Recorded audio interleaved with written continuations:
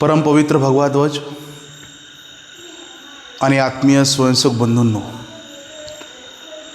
आज चिंचणी या गावी राष्ट्रीय स्वयंसेवक संघाच्या प्रमुख उत्सवापैकी एक उत्सव म्हणजे हा गुरुपौर्णिमेचा उत्सव या ठिकाणी संपन्न होत आहे.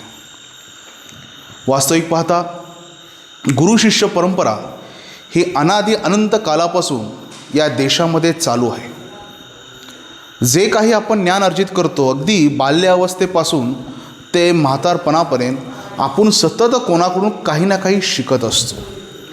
मग ते आपली पहिली गुरु म्हणजे आई असेल, जो आपल्या शिस्तीत धडे देतील ते आपले वडील असतील, आपला मित्र परिवार असेल ज्यांच्याकडून चांगले गुण आपण वेचतो, किंवा समाज असेल. एका प्रख्यात क्रिमिनल जो अभ्यासक आहे, म्हणजे ज्याला आपण म्हणू शकतो की क्रिमिनल शाखेचा म्हणजे गुन्हेगारी शाखेचा अभ्यास करणाऱ्या एका गृहस्थानं असं सांगितलं होतं की गुन्हेगार हा समाजामध्ये घडत असतो, कारण तो समाजामधून शिकत असतो. त्यामुळे गुन्हेगार काय वरून आकाशातून येत नसतो, मग त्याला कोणतरी समाजामध्ये तशा प्रवृत्तीचे धडे देतो, त्यामुळे तो गुन्हेगार होतो. त्याची परिस्थिती, त्याचं वर्तन आणि तो राहतो कुठल्या भागात यावरून त्याची पार्श्वभूमी घडत असते. त्यामुळे ज्याच्याकडून आपण काही ज्ञान ग्रहण करतो तो आपला अप्रत्यक्ष प्रत्यक्षरित्या गुरु असतो. आणि संघाचं वैशिष्ट्य म्हणजे जेव्हा संघाची शाखा सुरू झाली त्यावेळी संघाच्या शाखेमध्ये असं ठरलं की गुरुपौर्णिमेचा उत्सव घ्यायचा. आता साहजिकच जसं आपण जमलो त्याचवेळी नागपूरमध्ये मोहितेवाड्यामध्ये शाखा सुरू होती आणि सगळ्यांना उत्सुकता होती, नक्की परमपूज्य सरसंघचालक डॉक्टर केशव बळीराम हेडगेवार नक्की काय सांगणार आहेत. बऱ्याच लोकांना वाटलं की बहुतेक डॉक्टरांचं पूजन होईल, डॉक्टरांना आपण गुरु मानू. काही जणांना वाटलं की कदाचित डॉक्टर त्यांचे कोणतरी गुरु असतील, त्यांना सांगतील यांची पूजा करा. पण त्यावेळी डॉक्टरने असं सांगितलं की कुठली व्यक्तीची पूजा होणार नाही, तर पूजा होईल ती ह्या भगव्या ध्वजाची होईल. सगळ्यांना आश्चर्य वाटलं, डॉक्टर असे का म्हणाले. हा भगवा ध्वज जो म्हणाला तर एक फडका आहे, पण म्हणाला तर त्यागाचं प्रतीक आहे. त्यावेळी तर डॉक्टरने असं विषद केलं की आत्तापर्यंत इतिहासामध्ये अनादि अनंत कालापासून या संपूर्ण सृष्टीला म्हणजे अगदी चालुक्य असतील, छत्रपती शिवाजी महाराज असतील, छत्रपती राणा प्रताप असतील आणि त्या अगोदरचे राजा दाहीर वगैरे असतील, त्या सगळ्यांना प्रेरणा कोण देतोय, तर त्यांना प्रेरणा देतोय परमपूजनीय भगवा ध्वज. या भगवा ध्वजालाच गुरु मानून आजपर्यंत प्रत्येक योद्धा या देशासाठी लढलाय. या भगव्या ध्वजाची प्रेरणा घेऊनच या मातीच्या रक्षणासाठी प्रत्येक वीर अग्रेसर झाला आहे.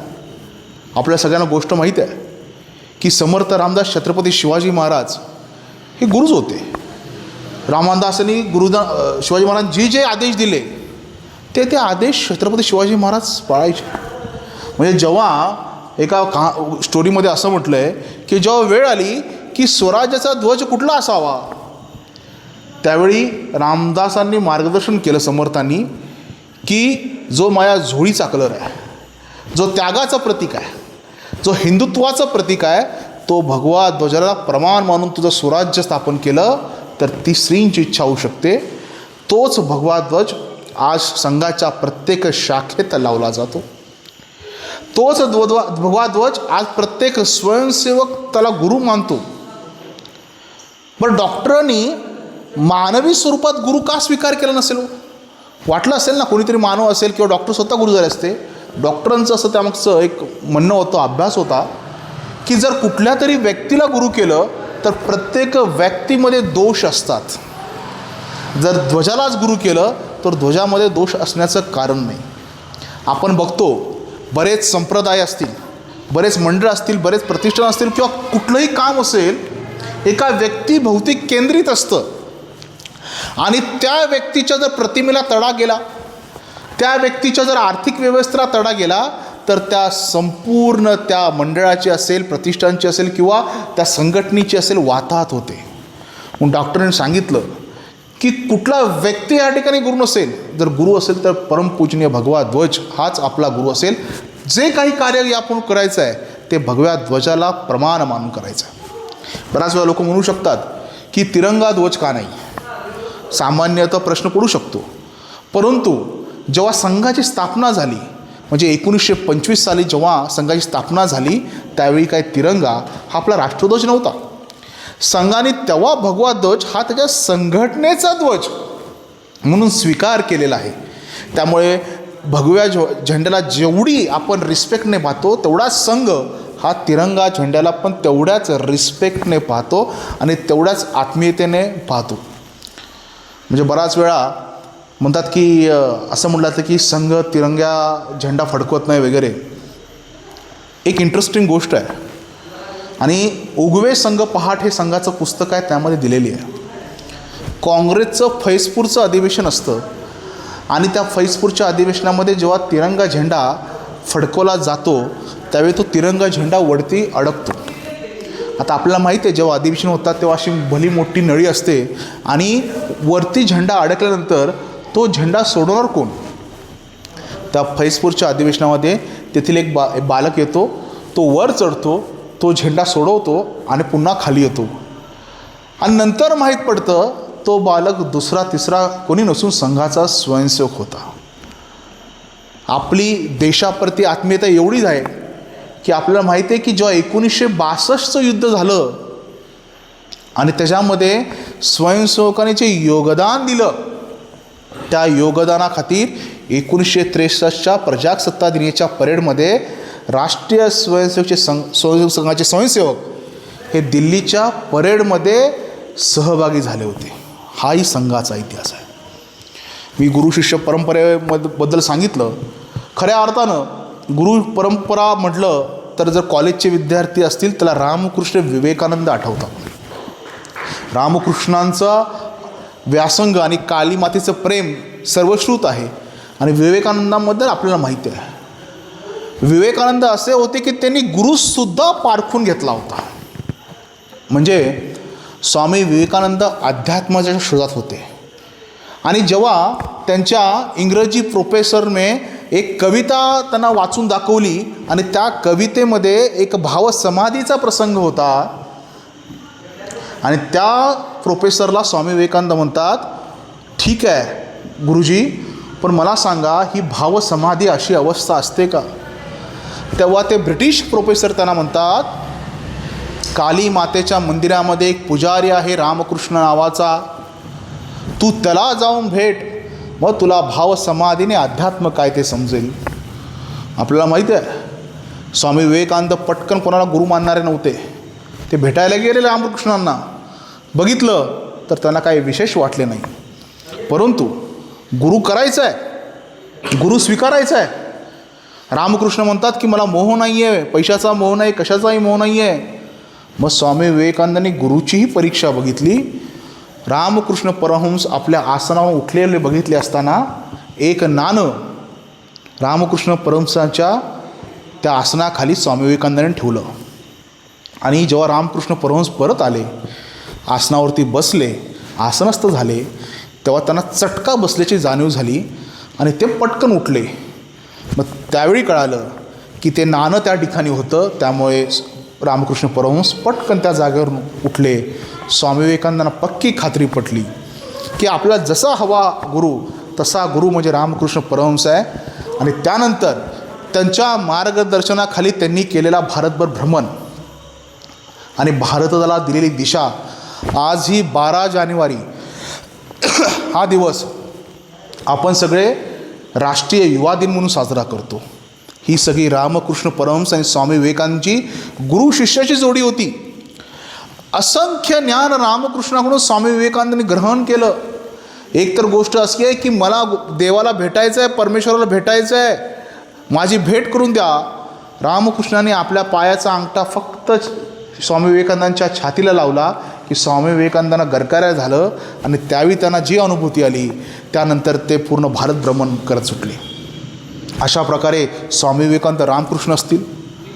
विशेष म्हणजे रामकृष्णाचे दुसरे शिष्य होते स्वामी अखंडानंद.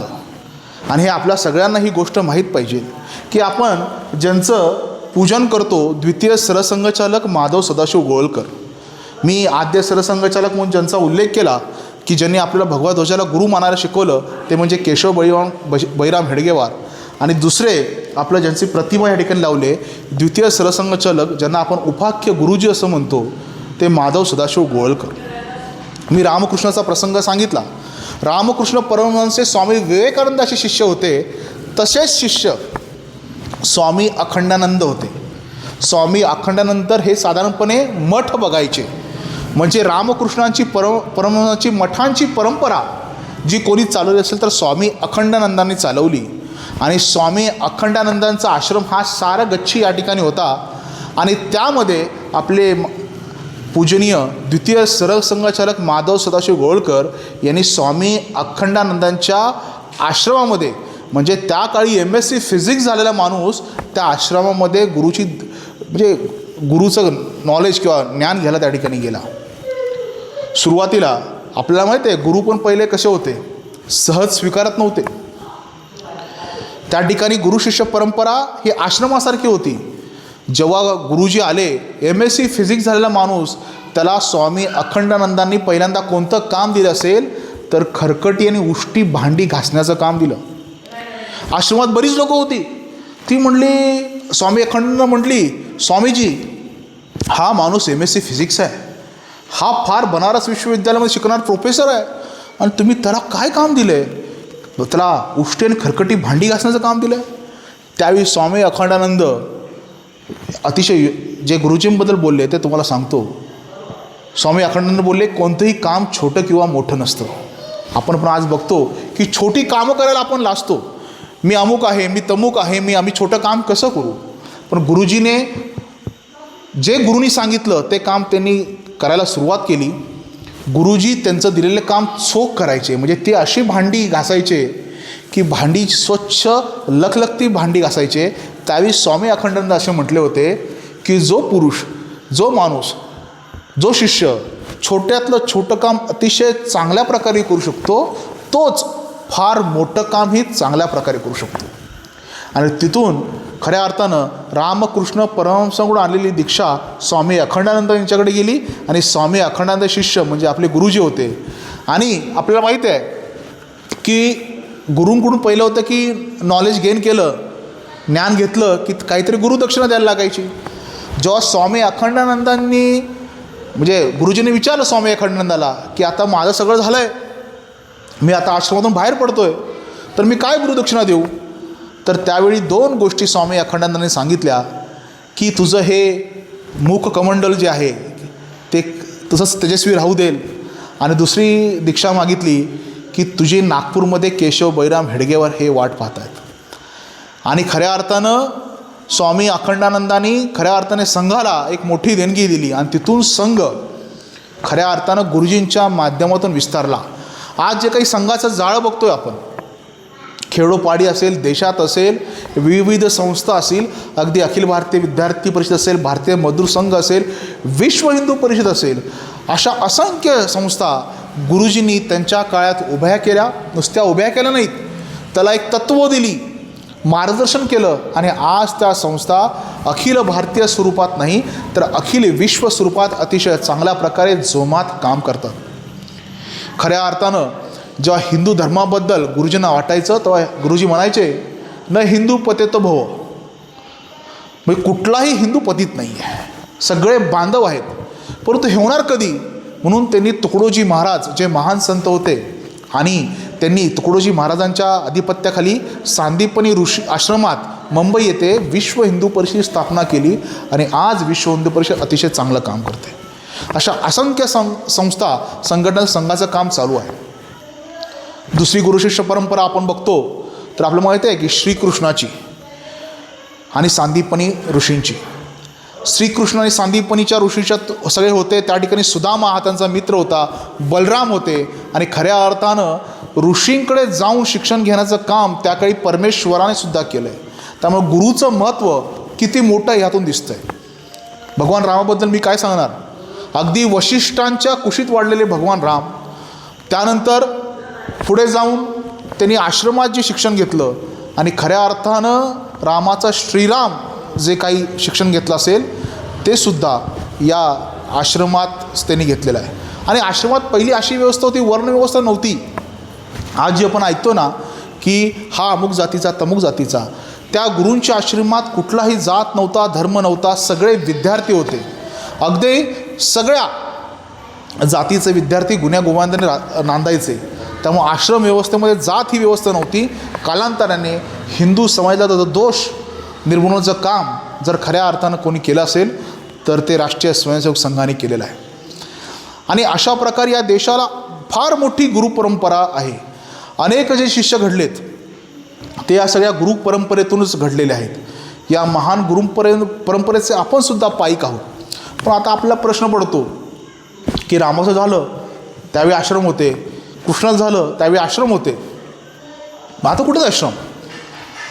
पण मला वाटतं की आत्ता खऱ्या अर्थानं आपल्याला जर समर्पण करायचं असेल, म्हणजे आज आपण गुरुपौर्णिमेला संघ समर्पण करतोय, मग संघाचा तो सगळा व्याप चालतो. संघ चालतो कसा, बरेच प्रश्न करतात. संघाला फंडिंग येतं कुठून? संघाला फंडिंग कुठून येतं तर गुरुपौर्णिमेला सर्व स्वयंसेवक आपल्या खिशातलं यथाशक्ती समर्पण या भगव्या ध्वजासमोर करतात. आणि ते जे समर्पण होतं ते आर्थिक स्वरूपात होतं, त्यातून संपूर्ण संघाचं काम पूर्ण देशभर चालतं. प्रसारमाध्यमात येतं की संघाची देणगी असते का, संघाची कुठली पावती असते का, संघाचे पैसे कुठे आहे, संघाचे अकाउंट कुठे आहे, संघाला फंडिंग येतं कुठून?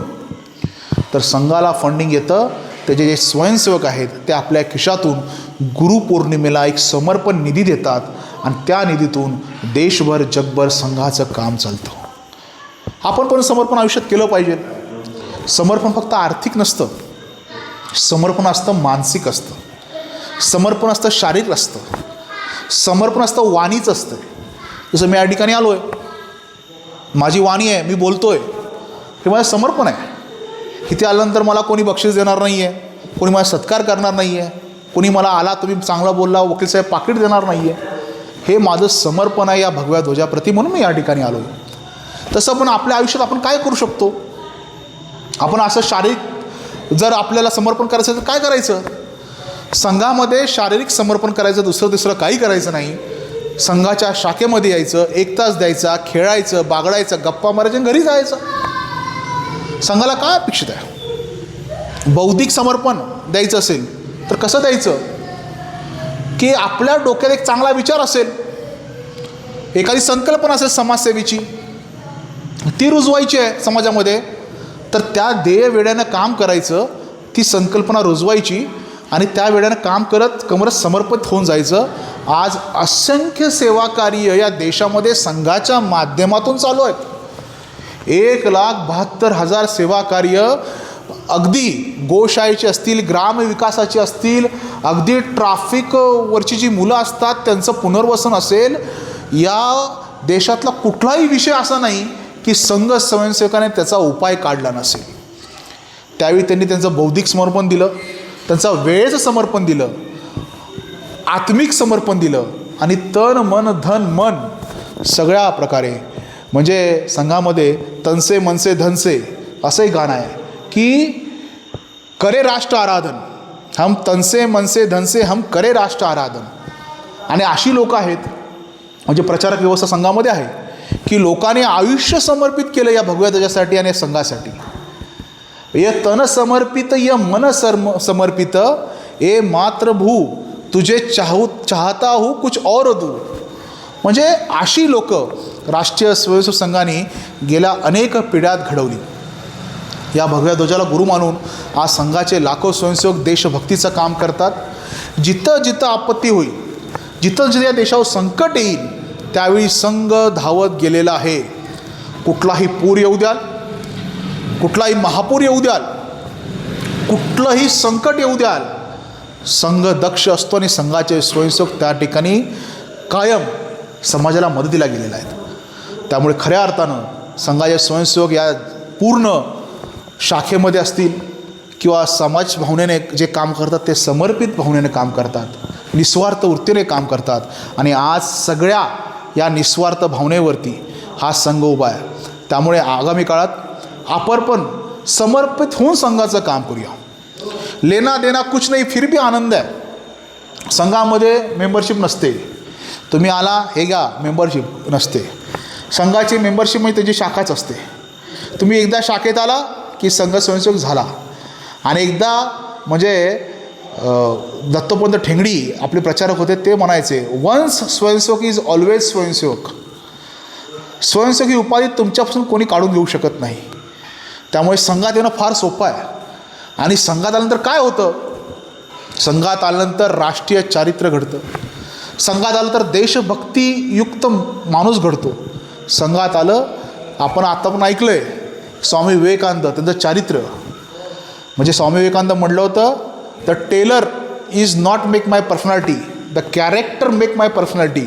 आज आपण बघतो जे कॅरेक्टर हरवत चाललं आहे, तर त्या कॅरेक्टरची जपणूक आणि चांगले मित्र कुठे मिळत असतील तर राष्ट्रीय स्वयंसेवक संघात मिळतील. त्यामुळे संघ हा पुढे जातो आहे. आज संघाने शतक महोत्सव 100 वर्ष त्याची पूर्ण केली. संघ थांबला नाही. संघाची वाटचाल अशीच चालू आहे, सक्षमपणे चालू आहे. संघाची वाटचाल ही हिंदूंना, हिंदू राष्ट्राला समर्पित आणि संकल्पित आहे. संघाचं एवढंच म्हणणं आहे की हा देश परमवैभव नेतू मेतत्स्व राष्ट्र झाला पाहिजे, परमवैभवला गेला पाहिजे. अशा प्रकारे आजच्या गुरुपौर्णिमेला आपण सगळे एक ध्यास घेऊ, एक विचार करू की इथून पुढे आपणही संघाची जी आपलं साप्ताहिक मिलन आहे ते समर्पित भावनेनं चालू. आणि खऱ्या अर्थानं जर ते चाललं म्हणजे बऱ्याच ठिकाणी दैनिक शाखा आहेत, पण ठीक आहे आपल्याला दैनिक आता यायला जमत नाही, पण किमान आठवड्यातून मी संघासाठी एक वेळ जे माझी चिंचणी गावात शाखा चालते त्याला दिलं पाहिजे. तर खरोखरच तुम्ही 1 वर्ष शाखेत कंटिन्यू येऊन पहा, तुमच्यामध्ये झालेला आमूलाग्र बदल हा कौतुकास्पद असतील. त्यामुळे आगामी काळात या गुरुपौर्णिमेच्या उत्सवानिमित्त आपण संकल्प करूया, त्या सर्व महान विभूतींना आठवून, या भगव्या ध्वजाला स्मरून की आपण ही आपली चिंचणी गावाचं जे साप्ताहिक मिलन आहे ते समर्पित भावनेने चालूया. एवढं बोलतो, थांबतो. धन्यवाद.